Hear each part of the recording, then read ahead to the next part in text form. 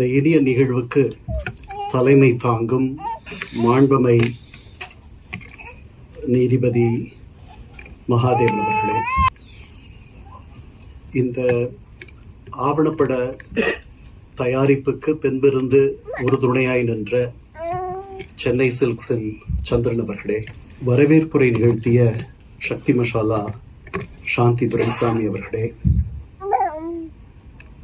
பாரதி கிருஷ்ணகுமார் அவர்களே, என்னுடைய நண்பரும் ஆவணப்பட இயக்குநருமான ரவி சுப்பிரமணியன் அவர்களே, நிகழ்ச்சியை தொகுத்து வழங்கும் அழகு தமிழில் தொகுத்து வழங்கும் அருணா அவர்களே, பெரும் திரளாக வந்திருக்கக்கூடிய நண்பர்களே, உங்கள் அனைவருக்கும் எனது அன்பான வணக்கங்களை முதற்கண் தெரிவித்துக் கொள்கிறேன்.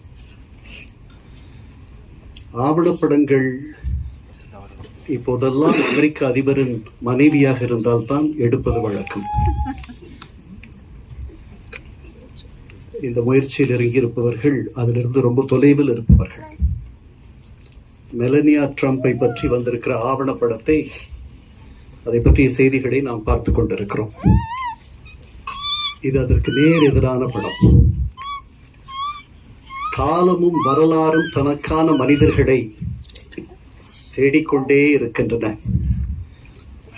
அந்த தேடுதலின் பொழுது தனி மனிதர்கள் காலம் தேடக்கூடிய மனிதர் தான் என்று உணர்ந்து, வரலாறு தேடக்கூடிய மனிதர் தான் என்று உணர்ந்து அந்த இடத்திற்கு வந்து சேர வேண்டுமோ, அந்த இடத்திற்கு அவர்கள் வந்து சேர்ந்து விட்டால் அவர்களெல்லாம் சாகசம் புரிவார்கள், வரலாறு படைப்பார்கள்.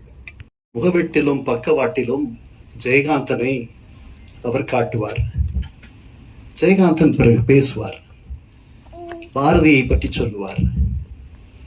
பாரதி சொல்லுகிறான், ஒளியே நீ என்ன செய்து விட்டாய் இருளை. ஆக்சுவலா ஞாயிறே இருளை என்ன செய்து விட்டாய் என்று பாரதி கேட்பான். ஓட்டினாயா, விழுங்கினாயா என்று கட்டி முத்தமிட்டு நின் கதிர்களாகிய கைகளால் மறைத்து விட்டாயா? இருள் நினக்கு பகையா? இருள் நின் உணவு பொருளா? அது நின் காதலியா? இரவெல்லாம் நின்னை காணாத மயக்கத்தால் இருண்டிருந்ததா? இதையெல்லாம் ஜெயகாந்தன் கோடிட்டு காட்டி,